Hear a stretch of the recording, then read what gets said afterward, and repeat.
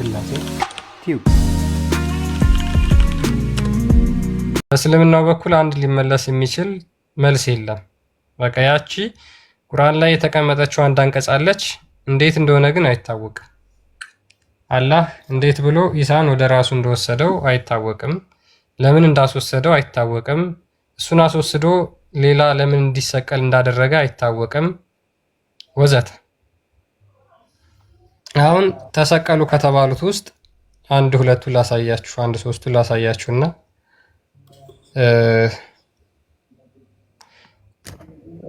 ላሳያችሁ አንድ ሁለት ሶስቱን።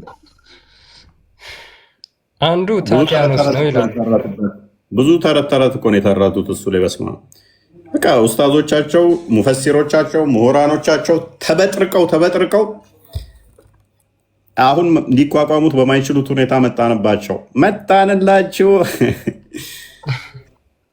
አንዱ የተሰቀለ የተባለው ማን ነው? ታቲያኖስ ነው። ይሄ ታቲያኖስ ደግሞ ሌሎች ሙፈሲሮች የሮማ ወታደር እንደሆነ ይናገራሉና ልክ እሱ ኢሳን ሊይዘው ሲገባ የራሱን የወታደሩን ፊት ማለት ነው የኢሳን አስመሰለናላ።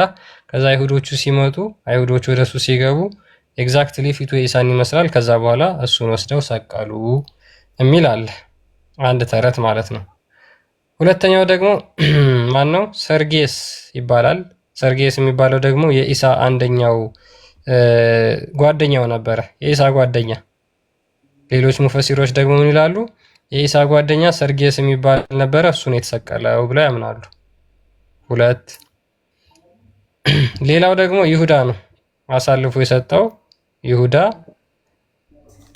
እንደተሰቀለም የሚናገሩ አሉ።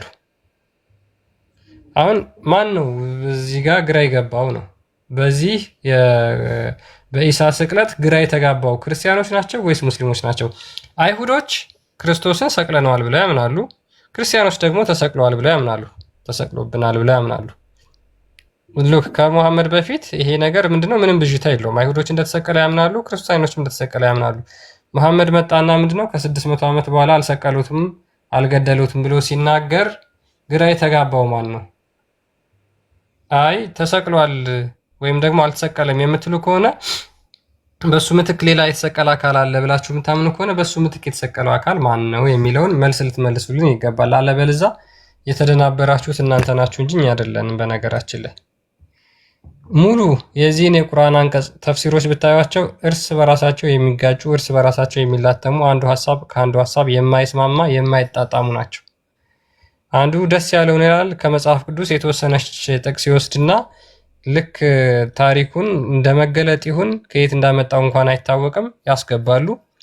ሌሎቹ ደግሞ በታሪክ ውስጥ በሂስትሪ ውስጥ ያልተፈጠረ ታሪክ አስገብተው ሙፈሲሮቹ ይሄንን የቁርአን አንቀጽ ለማብራራት ሞክረዋል። ነገር ግን አንዱም ተቀባይነት የለውም። ለምን ተቀባይነት የሚኖራቸው? መጀመሪያ እርስ በራሳቸው በአንድ ሐሳብ ሲስማሙ ነው። እጅግ በጣም በርካታ የእስልምና ሊቃውንት ይህን አንቀጽ በተመለከተ የተለያየ አይነት ትንታኔ ሲሰጡ ሁሉም የማይስማሙ ከሆነ ግራ የተጋቡት እነሱ ናቸው እንጂ እኛ አይደለን። ምክንያቱም ክርስቲያኖች ክርስቶስ ተሰቅሏል አልተሰቀለም፣ በሱ ቦታ ተሰቀለ ምናምን ብሎ የሚምታታበት አንድም ክርስቲያን የለም። እስኪ ክርስቲያኖች ሆናችሁ ስለ ክርስቶስ ስቅለት ውዥንብር ውስጥ ያላችሁ አላችሁ? ማንም አይኖሩም። ኦፍኮርስ ማለት ነው። በቃ መጽሐፍ ቅዱስ በግልጽ እንደሚናገረው አራቱም ወንጌላት የክርስቶስ የዓይን ማኞች የነበሩት በግልጽ ክርስቶስ እንደተሰቀለ ስላዩ ያንን ያዩትን ነገር ደግሞ ስላልካዱ መካድ ስላልቻሉ እስከ ሞት ድረስ መስክረው ሞተዋል ማለት ነው። ሙስሊሞችስ እኛን ምን ብለው ይከሰናል? በመጠራጠር ውስጥ ናቸው። ማን እንደተሰቀለ እንኳን አያውቁም።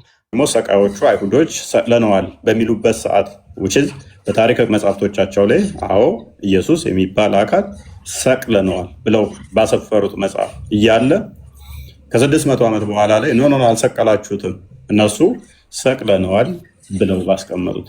ሮማኖችም በተመሳሳይ በታሪክ መጽሐፍቶቻቸው ላይ ኢየሱስ የሚባል እንደተሰቀለ ባያምኑበትም ባይቀበሉትም ሰቅለነዋል ብለው እያመኑ ከ600 ዓመት በኋላ ታሪኩ ማያውቅ ቋንቋው ማያውቅ ቦታው ያልነበረ ከሌላ ቦታ ላይ መገለጥ መጣልኝ ብሎ ይህንን ስላለ ቫሊድ አያደርገውም። ሌላኛው ማስረጃው ደግሞ ምንድነው? በቁርአንም በሐዲስም አንተ ያልከው የለም ይሁዳ የሚል የለም፣ በሰማይ ታየም የሚል ተረት ተረት በቁርአን የለም፣ በሐዲስ ደረጃም የለም። በሐዲስ ደረጃ የለም። በአዲስ ደረጃ ብቻ ሳይሆን ለምሳሌ ኢማም ጠባሪ ታላቁ ጠባሪ መሐመድ ከሞተ ከ310 አካባቢ ላይ የመጣ ነው።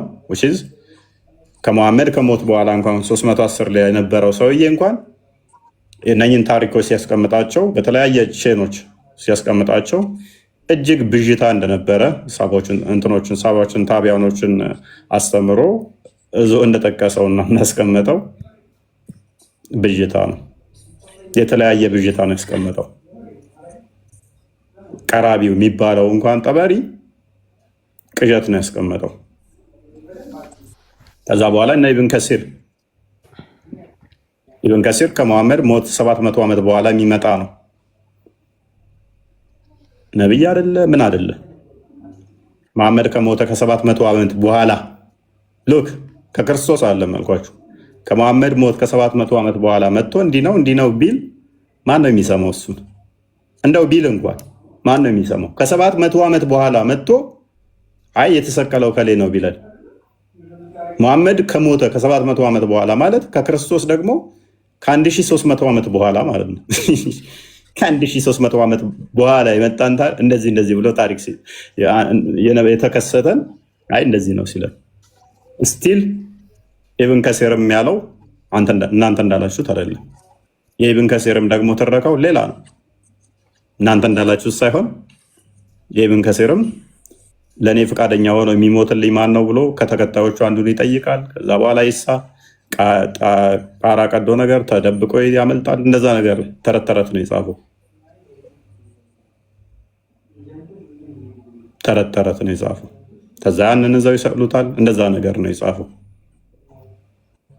እንጂ አደባባይ አይተውት እንደዚህ ተፈጥሮ እንደዚህ ሆኖ የለም፣ ውሸት ነው። ቅዱስ ጳውሎስ ስብከቱም የነበረው እኛስ የተሰቀለውን ክርስቶስን እንሰብካለን ነው ያለው። አንደኛ ቆሮንቶስ ምዕራፍ 1 ቁጥር 23 ነው። ስለዚህ የቅዱስ ጳውሎስ ስብከቱም የተሰቀለውን ክርስቶስን መስበክ ነው፣ መሞቱን መነሳቱን ነው። ይህን ስብከት በደንብ አድርጎ ሰብኳል። ይህን ስብከት የሚያስተባብሉ የሚቃወሙ ቢኖሩ በገላትያ 1:8 ላይ የሰማይ መላእክት እንኳን ቢሆኑ የተረገሙ ይሁኑ ብሎ ተናግሯል። ክርስቶስ አልተሰቀለም የሚል ትምህርት የተረገመ ትምህርት ነው፣ ከሰይጣን የሆነ ትምህርት ነው። በማቴዎስ ወንጌል ምዕራፍ 1 ቁጥር 23 ላይም ኢየሱስ ክርስቶስ ቅዱስ ጴጥሮስ አትሰቀል አይሁንብህ ጌታ ወይ ሲለው አንተ ሰይጣን ከዚህ ዞር በል ነው ያለው። ስለዚህ ይህ ሰይጣን ትምህርት ነው። ስለዚህ ቅዱስ ጳውሎስ ስብከቱም አስተምሮቱም ምንድነው? የተሰቀለውን ክርስቶስን እንሰብካለን ነው። እንግዲህ መሐመድ ደግሞ እንደምታውቀው ምንድነው? መላእክት ነገረኝ ጅብሪል ነገረኝ ብሎ ነው የመጣው። ይህን አስተምሮ ነው ይዞ የመጣው። በዚህ አስተምሮት ውስጥ ክርስቶስ አልተሰቀለም ብሎ ቢመጣ መልአክ ነገረኝ ብሎ እንኳን ቢመጣ የተረገመ ነው ብሎ አስቀድሞ ቅዱስ ጳውሎስ ነግሮናል። ስለዚህ የተረገመ ትምህርት ይዞ ነው የመጣው መሐመድ። የተረገመ ትምህርት ይዞ ነው የመጣው እንደ መጽሐፍ ቅዱስ አስቀድሞ ይሄ በመጽሐፍ ቅዱስ ላይ ተነግሮናል ማለት ነው። እና እነዚህን ነገሮች በደንብ አድርጋ አስረዳች ነው። ኢቨን መልአክ ነገረኝ ቢል እንኳን መሐመድ ያ ትምህርት የተረገመ ትምህርት መሆኑን መጽሐፋችን በግልጽ ስለሚናገር ነው። ከዛ በተረፈ በእስልምና አስተምሮም ራሱ ግራ መጋባት ውስጥ አለ። ዓላማው ደግሞ ራሱ ምንድን ነው? ኢሳን ማዳን ከሆነ ሌሎችን ማጭበርበር ምንድን ነው ዓላማው? አጭበርባሪ መሆን። እሱን መውሰድ ቀላል ነው፣ አለቀ። እሱን ሲወስድ እኮ ሲመጡ ካጡት አለቀ። ኢሳን አጡት፣ ነገሩ እዛው ጋር ይከናወን ነበር፣ ያልቅ ነበር። ለምን ክርስቲያኖች ተታለሉ? ለምን አይሁዶች ተታለሉ? ለምን እናቱ እዛ ፊት ለፊት ቆማ ስታለቅስ አታለላት አለ? የሌላን መልክ ሰጥቶ ለምን መውሰድ ማስመሰል ለምን አስፈለገው? ይሄ የአምላክ ባህሪ ነው። ዲሲቭ ማድረግ ማጭበርበር የማን ነው? እዛ ጋር የተከሰተው በግልጽ የሚያሳይ ነው። ኢብን ከሲርና መውዱዲን ሁለት የሚጋጩ ሀሳቦችን ደግሞ ላንብብና ላሳያችሁ። ቀደም ከመጀመሪያው ጀምሬ ተፍሲር አልጠበሪን አሳይቻችኋለሁ። እሱ ደግሞ የመጽሐፍ ቅዱሱን ናሬሽን ይኮርጅ እና ከዛ በኋላ የራሱን አዳፕ በማድረግ የተዘበራረቀ ታሪክ፣ ግራ የሚያጋባ እጅግ በጣም የተወዛገበ ትረካ እንዳደረገ አሳይቻችኋለሁ። በገመድ አስረውት ነበረ። በገመድ ካሰሩት በኋላ ወደ ሰማይ አረገ ብሎ ተናግሯል። የተሰቀለው ማን ነው የሚለውን የተሰቀለው ማን እንደሆነ እንኳን አያውቁም። ሙስሊሞች አያውቁም፣ መሐመድ አያውቅም፣ አላህ አያውቅም። አላህና መሐመድ አያውቁም። እዚህ ጋር ደግሞ ሁለት የሚጋጩ ናሬሽኖችን ላሳያችሁ። ምን ይላል? ተፍሲር ኢብን ከሲር ነው ይሄ። that day was a Friday ያ ቀን ማለትም ሊይዙት የመጡበት ቀን አርብ ነበረ አለ።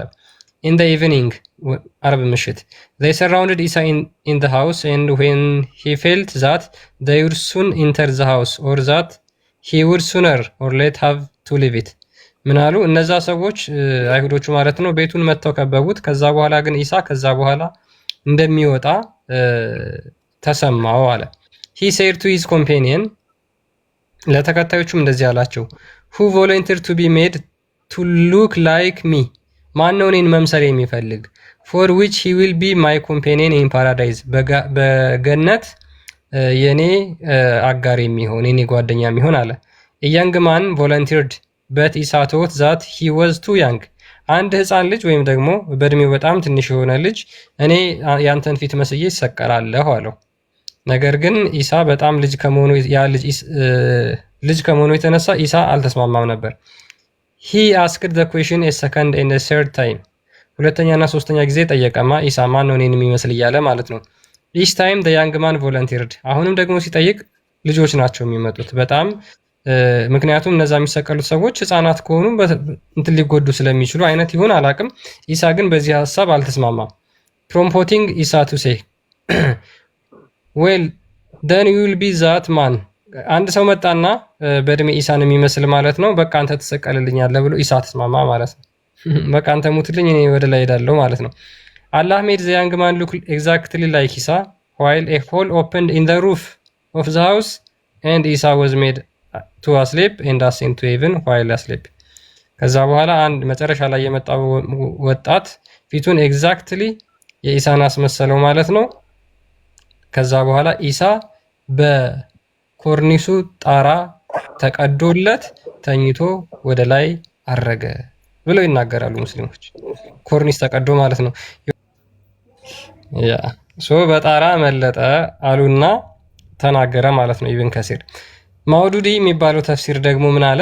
A comparative study of Quran and the Bible shows that most probably it was Jesus himself who stood in trial in the court of Pilate.